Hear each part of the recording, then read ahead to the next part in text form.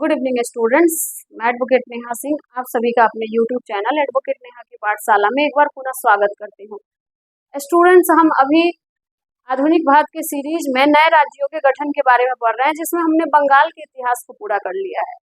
इसके बाद स्टूडेंट्स हम मराठा साम्राज्य को पढ़ रहे हैं और अपने पिछले लेक्चर में मैंने ये बताया कि कैसे मराठा साम्राज्य मध्यकाल के समय भी चला और आधुनिक काल तक आया। मराठाओं का जो शासन था, जो छत्रपति शिवाजी महाराज से शुरू होता है, अर्थात छत्रपति से शुरू होता है, और कैसे वो पेशवा पे आके रुकता है।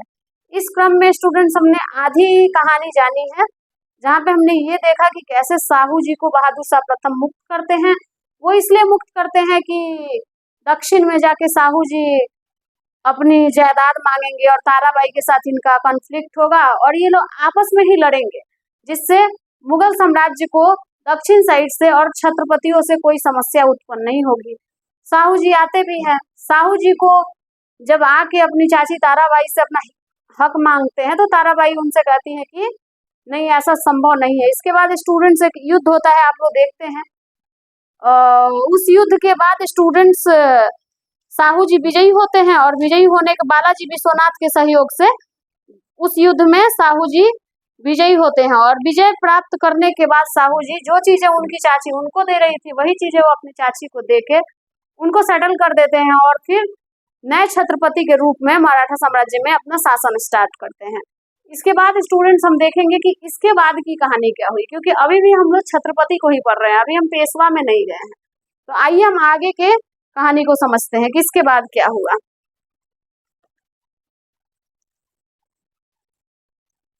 स्टूडेंट्स, मैंने आप लोगों को बताया था कि 1708 ईस्वी में खेर का युद्ध हुआ और इस युद्ध में साहू जी विजयी हुए।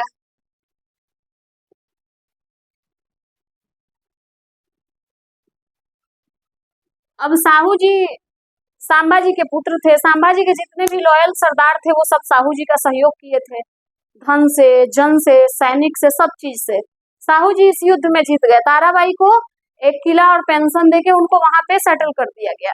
अब आएगा साहू जी के पास समस्या। साहू जी, आप लोग जब मध्यकाल में मराठा साम्राज्य पढ़े होंगे तो उस टाइम आप लोगों ने देखा होगा कि शिवाजी के दरबार में अष्ट प्रधान नियुक्त किए गए थे।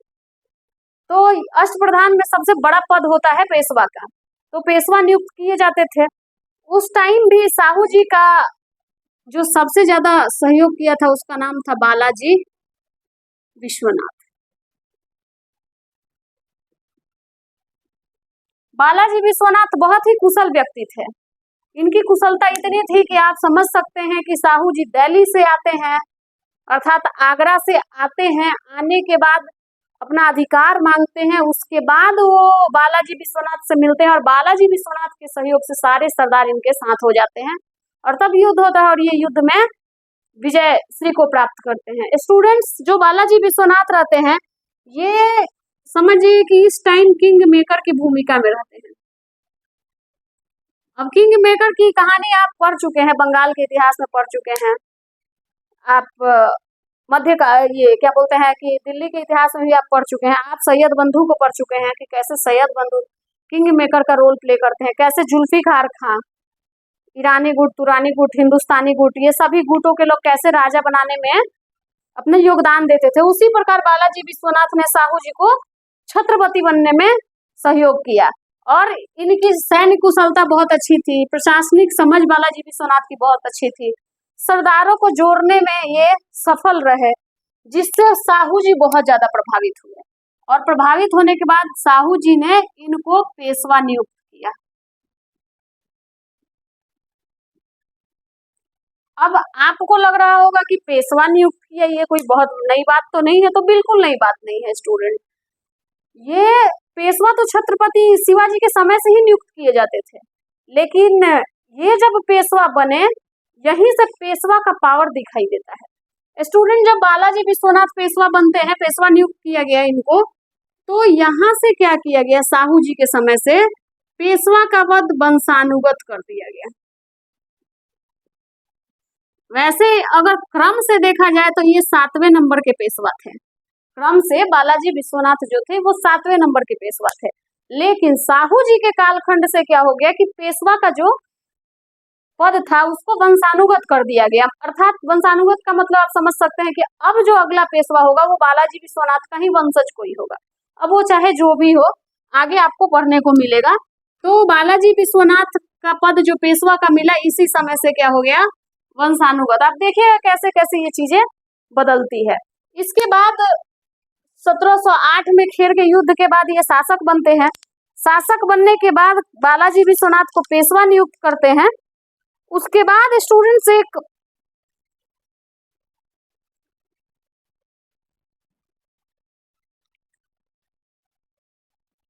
पेशवा का पद जब वंशानुगत हो गया, तो वंशानुगत होने के बाद क्या हो गया कि जो पेशवा थे, ये तो बहुत कुशल पेशवा थे, अनऑफिशियली संरक्षक हो गए ये मराठा साम्राज्य के। अर्थात कि जो छत्रपति हुआ करते थे, छत्रपति का सबसे ज्यादा सहयोग, सबसे ज्यादा अनऑफिशियली मतलब समझिए कि पावर सारा पेशवा के पास ही था।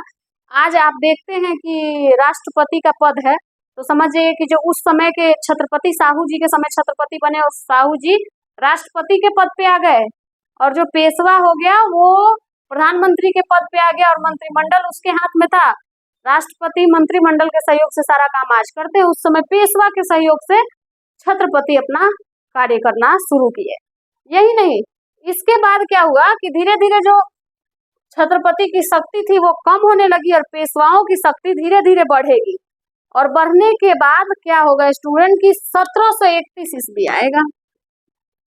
1731 इस समय क्या होता है कि मराठा साम्राज्य का फिर विभाजन होता है। और वो विभाजन कैसे होता है तो ये देखेंगे। 1731 में क्या हुआ कि आप यहाँ पे एक और संधि हुई। इस संधि का नाम है वरना की संधि। वरना की संधि। और स्टूडेंट इसी संधि से और इसी समय से मराठा साम्राज्य में विभाजन शुरू हुआ। ये संधि हुई, इस संधि पेशवा ने स्वयं की। इसमें शामिल कौन कौन हुआ तो इस संधि को छत्रपति ने स्वयं की। और इसमें शामिल कौन हुआ तो छत्रपति,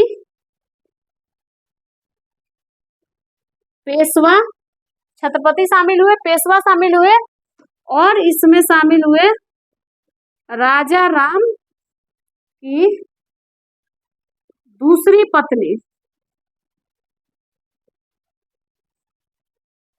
से उत्पन्न पुत्र। आप देखते ही है कि राजा राम की मृत्यु के बाद ताराबाई उनके पुत्र को शासक बना के उसकी संरक्षिका बनी रहती हैं। साहू जी आते हैं, उनको समस्या क्रिएट होती है, वो समस्या का समाधान करते हैं खेर के युद्ध से। इस युद्ध के बाद वो क्या करते हैं कि स्वयं को छत्रपति नियुक्त करते हैं और 1713 में पेशवा नियुक्त कर देते हैं बालाजी विश्वनाथ को। और इसी समय से बालाजी विश्वनाथ का जो पेशवा का पद रहता है वो वंशानुगत हो जाता है। अब शायद हो सकता है कि साहू जी के मन में ये चीज आया हो कि राजा राम का भी वंश चल रहा है आगे, राजा राम का भी लड़का है। अब जो चीजें चाची ने मेरे साथ किया, अगर मैं भी वही चीजें करूं उनके पुत्र के साथ, तो शायद ये उचित नहीं है। इसलिए उन्होंने वरना की संधि की और इस संधि से मराठा साम्राज्य में फिर विभाजन हुआ। एक बार फिर मराठा साम्राज्य में विभाजन हुआ। खेर के युद्ध तक तो सब कुछ ठीक था, लेकिन वरना की संधि से मराठा साम्राज्य में फिर विभाजन हुआ, नॉर्थ मराठा और साउथ मराठा। यहाँ के जो शासक थे वो थे साहू जी। राजधानी यहाँ थी कौन तो सतारा। और दक्षिणी मराठा साम्राज्य, यहाँ पे शासक थे राजा राम की दूसरी पत्नी से उत्पन्न पुत्र जिनका नाम था संभाजी द्वितीय।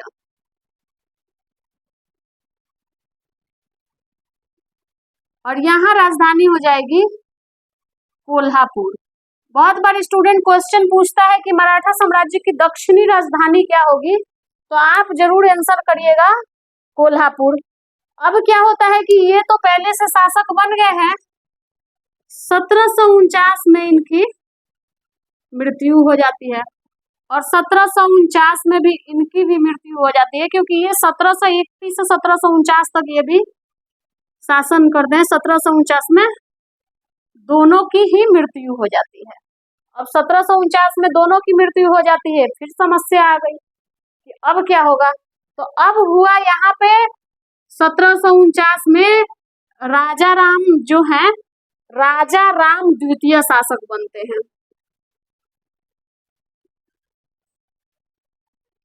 राजा राम सेकंड शासक बनते हैं। और जब ये 1749 में राजा बनते हैं, तो राजा बनने के बाद 1750 ईस्वी में ये एक संधि करते हैं। याद रखिएगा, लो संधि का बहुत महत्व है। ये सारी संधियां परीक्षा में पूछी जाती हैं।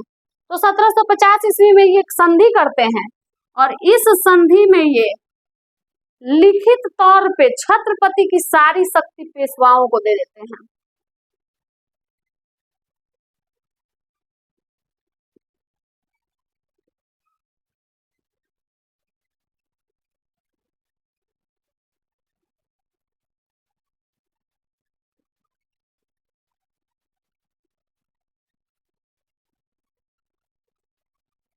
यहाँ से ये लिखित तौर पे छत्रपति की सारी शक्ति पेशवा को दे देते हैं। अब यहाँ से हम लोग स्टूडेंट्स पढ़ेंगे पेशवा की कहानी। अब मैं आपको बता देती हूँ स्टूडेंट्स, आप लोग बहुत जगह पढ़ते होंगे, बहुत यूट्यूब चैनल्स पे क्लास देखते होंगे, बहुत सारे क्लास में रटवा दिया जाता है। बहुत लोग आपको बुक सजेस्ट करते हैं और बोलते हैं आप रट जाइए, लूसेंट, स्पेक्ट्रम वगैरह वगैरह सारी किताबें। लेकिन मैं आपको एक चीज बता देती हूँ कि जब तक सही तरीके से आप पढ़िएगा नहीं, सही तरीके से बिल्कुल भी एनालिसिस नहीं कर पाइएगा। और शायद मुझे जहां तक उम्मीद है कि मैं आप लोगों को समझा पाई होंगी कि कैसे छत्रपति से पेशवा का कॉन्सेप्ट आ जाता है। क्योंकि हम लोग मध्यकाल में पढ़ते हैं मराठा साम्राज्य में छत्रपति छत्रपति, और वहीं जाके जैसे हम आधुनिक भारत में आते हैं, पेशवाओं की कहानी पढ़ना शुरू कर देते हैं। समझ ही नहीं आता है कि कैसे छत्रपति से पेशवा हो गया। तो स्टूडेंट, ये है स्टोरी कि कैसे छत्रपति से पेशवा मराठा साम्राज्य का अधिकारी बन गया। इसमें ना तो कोई युद्ध हुआ, ना ही कोई समस्या उत्पन्न हुई, ना ही कोई विरोध उत्पन्न हुआ, और सीधे छत्रपति की सारी शक्तियां पेशवा में निहित हो गई। स्टूडेंट्स, आप इसको नोट करिए, इसके बाद हम आगे पढ़ते हैं। तो स्टूडेंट्स, अब आप सभी पेशवाओं की कहानी समझ गए, अर्थात छत्रपति से पेशवा बनने की कहानी समझ गए। अब जब हम लोग छत्रपति से पेशवा बना दिए, तो अब हमको पढ़ना किसको है? तो अब हम मराठा साम्राज्य में पेशवा को पढ़ेंगे। और पेशवा का शासन कब से है? तो आधुनिक भारत के कालखंड से है। कैसे हम मध्यकाल से आधुनिक काल में शिफ्ट करते हैं मराठा साम्राज्य को, ये सारी कहानी हमारी क्लियर हो गई। अब हम देखते हैं कि कौन कौन से व्यक्ति, बालाजी विश्वनाथ के बाद कौन कौन से व्यक्ति पेशवा बनते हैं, और कैसे इनका भी शक्ति ब्रिटिश ईस्ट इंडिया कंपनी कमजोर करती है। और इसी क्रम में स्टूडेंट्स, आपको पता होगा कि पेशवाओं के क्रम में ही हम लोग महारानी लक्ष्मीबाई के इतिहास को भी पढ़ेंगे। आप लोग नाना साहब को पढ़े होंगे, और रानी लक्ष्मीबाई की कहानी की नाना के संग खेली थी, मैं नाना के संग पढ़ती थी, उनकी ये आप लोग कविता जरूर पढ़े होंगे। तो ये सारी चीजें इसी बीच में आएगा। तो पेशवा, आप लोगों का पहला तो पॉइंट रहेगा कि आप पेशवाओं के क्रम को लिख लीजिए।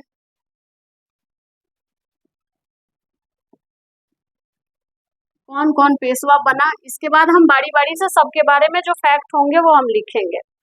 तो पहले पेशवा थे बालाजी विश्वनाथ। बालाजी विश्वनाथ की कहानी अभी मैं बताई ही कि 1713 में इनको साहू जी ने पेशवा नियुक्त किया।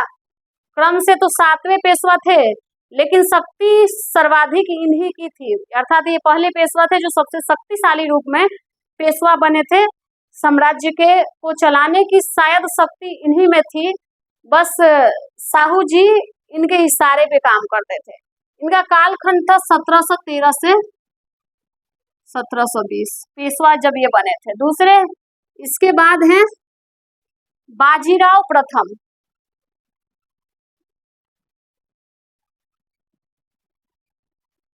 बाजीराव प्रथम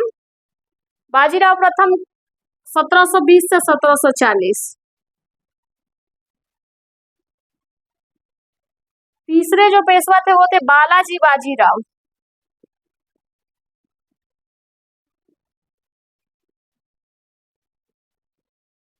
आप लोग बाजीराव मस्तानी पिक्चर देखे होंगे, उसमें भी पेशवा की ही कहानी है। बालाजी बाजीराव 1740 से 1761। इसके बाद चौथे पेशवा है स्टूडेंट माधवराव।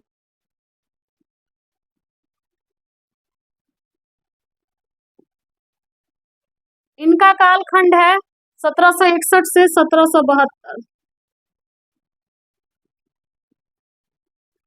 उसके बाद पांचवें पेशवा हैं माधवराव के बाद नारायण राव।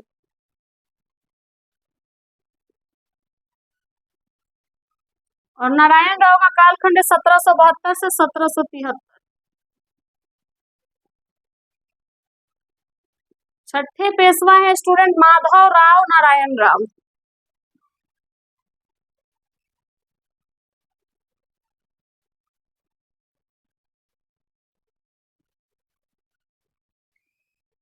माधव राव नारायण राव, इनका कालखंड है 1773 से 1795। और अंतिम बाजीराव द्वितीय।